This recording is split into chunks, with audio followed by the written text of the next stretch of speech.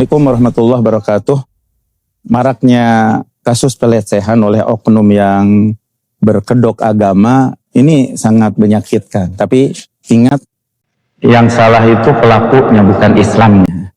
Islam sejak awal mengajarkan menjaga kehormatan, menjaga batasan laki-laki wanita, menjaga amanah dan adab.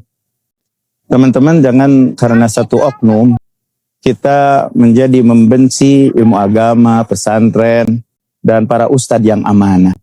Justru yang kita butuhkan, teman-teman, hari ini untuk lebih selektif memilih lingkungan, untuk lebih menjaga pergaulan antar laki-laki dan perempuan, dan kita terus mendukung pesantren yang benar, amanah, dan beradab.